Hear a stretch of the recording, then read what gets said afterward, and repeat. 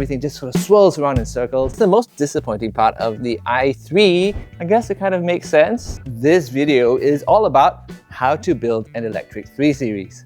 So doing an electric car is easy, right? The motors, the motor controllers, the batteries, you can buy those off the shelf. Doing a good electric car, now that's a bit harder, but what if you had to do an electric 3 Series? Well, that's where this new BMW i3 comes in. I'm going to show you the exterior, I'm going to show you what it looks like inside, but I'm also going to unpack some of the thinking that went into this car. I've been talking to designers and engineers from BMW, and I want to share with you the insights that I've gotten from them along the way. Now, first up, can you tell that it's a 3 Series? I think you can, and there's a couple of clear reasons for that. First things first, it does have that forward slanting shark nose, which is such a BMW thing. And have a look at these lighting signatures over here. They are just straight lines now, but they really recall the 4-lamp signature of BMW's facial design. But look at this signature over here. You've got a kind of 3D effect here that kind of recalls the double kidney grills of the 3 Series. So that came out on the Neue Klasse and other BMWs, but you don't have a physical grille, but you've got the impression of one here as well. Oh, and something really cool about this car is that it does have lighting signatures to welcome you when you go to the car. There are 3 different signatures, like this is kind of the balanced one, and there's kind of a calming one, and there's one really explosive one where everything just sort of swirls around in circles. And in order to achieve that, well, this isn't actually a solid light bar. There are all these individual LED bulbs that go into this lighting signature to create that effect. One thing you don't see on this car though, is a lot of chrome. And that's part of the Neue Klasse design ethos. It replaces chrome with light. So if you like what you see here, well then I guess you've seen the light. Another thing you don't see is that this is not a bar of soap like some EVs are. It is very sculptural and it's not like a teardrop shape with no lines at all. Remember, this is a 3 Series, not just an i3. There's going to be a combustion version, and there only has to be one 3 Series. You can't have a sort of futuristic looking electric one and a more conventional looking petrol one. They have to look the same. So one thing they've done is to make this car look very clean. And a good example of that is how there's a lot of technology hidden behind this panel over here. BMW calls it shy tech. But behind this, there are sensors for the ADAS system. So there's radar sensors, for example, there's cameras. You don't see them because, well, it keeps the car looking clean. And the whole point there is that you don't have to be a bar of soap to look clean. Okay, structurally, the combustion 3 Series and the i3 are going to be different. This platform is actually optimized for BEV technology, but the two cars are going to look the same. So the 3 Series with an engine, is it going to have a grille like this? I did ask a designer and he was like, well, you're just going to have to wait and see. But let me get a little bit nerdy for a moment because I want to talk about this valley over here. This is quite an interesting feature, right? The first 3 Series had a hump and this has a valley instead. And there are a couple of reasons for that.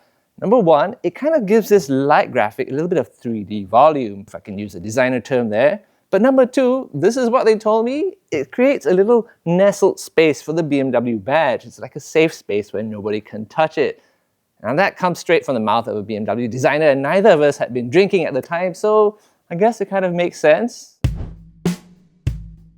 So you've got kind of a high and boxy behind over here. Again, very different from the typical EV. I guess that pays a little bit of homage to the earlier 3 Series models. And over here, you've got what I think are the slimmest tail lamps in the whole BMW family. One thing that does is it kind of emphasizes the width of the car. Now, if you look at the Neue Klasse iX3, that car is an SUV, so they emphasize the verticality on that car, especially with the slim kidney grills on the front. But with a sedan, it looks better and lower to the ground if you make it wide and you make it look stable. And I think that's the reason for these tail lamps over here. Oh, let's check out the boot for a moment here, if I can get it open. Nope. No, don't think I'm allowed. But the boot of the current 3 Series is 480 liters, so anything less than that I think would be a disappointment. One thing that's really interesting though is the way this line actually really tapers over together towards the back of the car. It's really wide here, but it gets slim up here. And I think that if you looked at the top of the car, or rather looked at the car from the top, you might see it come together a little bit in a teardrop shape. Now, aerodynamics are very important in the front, but it's usually the back of the car that brings the efficiency, and maybe that's what we're seeing here. So let's get away from the creative world of design and talk about some hard numbers for a second. This is the i350, and I know from driving the iX350 that this is a twin motor design with 469 horsepower and 645 Newton meters. Now, they haven't given any official numbers for this car, but I'm guessing 0 to 100 is going to be something like 4.7 seconds, a little bit quicker than the iX3, which is 4.9 seconds.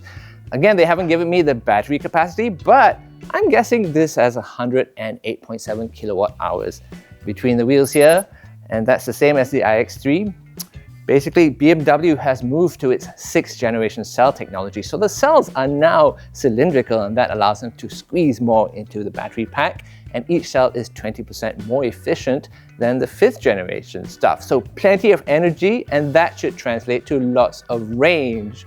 Charging is going to be fast as well. Maximum charging speed should be 400 kilowatts, and at that rate, you can go from 10 to 80% in just 21 minutes. Let me put that into perspective for you. You should be able to put in more than 372 kilometers in just 10 minutes. That's nearly as good as filling up with petrol. So I expect this to be slightly more efficient than the iX3 because it is a slimmer car, and you can get up to 805 kilometers on a single charge in that car. So even a 5% improvement would bring this to something like 850 kilometers. No official numbers because I am filming this in November 2025, and this car comes out in March 2026, hopefully when you're watching this, and I guess we'll find out then if I'm correct. So another design feature of the i3 or the new 3 series is something they call a 2.5 box design. Not 2.4, not 2.6, 2.5 box. I don't exactly know what that means. It is still a bit of a 3-box design if you ask me, but you do notice that the glass house is pulled towards the back a little bit more, and it is quite stubby over here. Again, really not like the typical EV. And I don't know if you can see this, but there are these parallel lines that run along the side of the car that kind of tilt the car forward. It gives the car a little bit of a runner's stance. Now, this boxiness, I think, is a bit of a homage to the earlier 3 Series. Remember, BMW has a big heritage gap to the Chinese manufacturers and maybe a certain American manufacturer, so why not lean into that? But if you come a little bit closer, I want to show you 2 things that have caught my eye. Just look at how clean the side of the car is. With these window sills, for example, they just meet the bodywork straight away. You don't have that little bit of garnish there. And then you've got these pop-out handles appearing for the first time on the iX3, another Neue Klasse car on BMWs. And I think that is really the Neue Klasse design philosophy. It's all about, well, more is less. How much can you take away rather than how much can you add? Okay, BMW fans, one of the things you're going to notice first is that the seat controls have moved to this door panel over here. And there are a couple of reasons for that.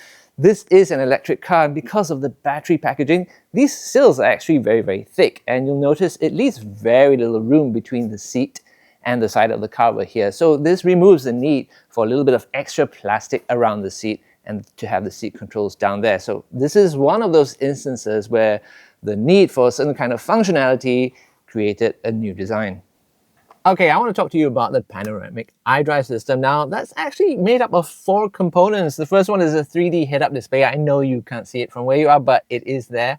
Then there's the steering wheel with what BMW calls shy technology. These buttons only appear when you can activate them. And then you've got that pillar-to-pillar display, the panoramic vision. It's 1.5 meters wide, and it has a certain depth because it's a projection from a display that's down below. And finally, we have this 17.9-inch tilted screen over here. And yes, when this comes to Singapore and the steering wheel is there, it's going to be tilted the other way. So these 4 components make up panoramic iDrive. And I have to say, they work really well. Now, I am sitting in this car for the first time ever, but I already feel at home because I have tried this in the new iX3.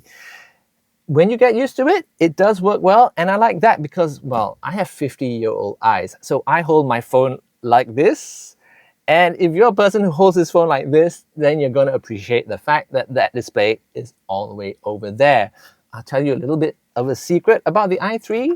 In this car, the display is actually angled a little bit more towards the driver. It's just one of those things that lets the driver know how important he is in this car.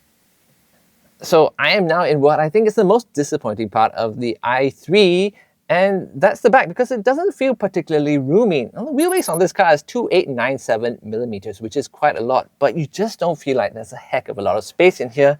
Yes, I'm actually quite good for knee room, but because of the battery, the floor is really high, and I don't know if you can see this, but my legs are just not very well supported, and I can't really fix it by putting my feet under the seat over here, because there just isn't a lot of room under the seat.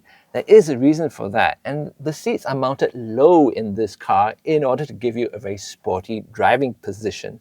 So I think the message here is, if you really want a Neue Klasse car for the family, you should buy an iX3. And this, well, it is compromised, but it's compromised in favor of sportiness, and I can really respect that. What I've noticed as well is that there's kind of missing stuff here, like a map pocket, for example. So I think it goes to show that you can take the idea of subtraction and taking away a little bit too far. This is a work in progress, however, so let's see what makes it to market. But if there's one thing I'm not super sure about, it is this glass roof on top of me. Now, BMW is going to say this is treated to reject heat, but really, the person who makes these decisions, I think, should come to live in Singapore for 6 months. So there is a lot riding on this car. Over 50 years, BMW has managed to sell 14 million 3 Series. So if this car is anything less than a blockbuster hit, it's going to be considered a failure. But you know what? I have driven the iX3 Neue Klasse, and that car is fabulous to drive. And this car, well, it should be even better. I mean, it's lower and it's lighter, so I am expecting great things. And yes, that was a plea for you to please watch my other video and then subscribe.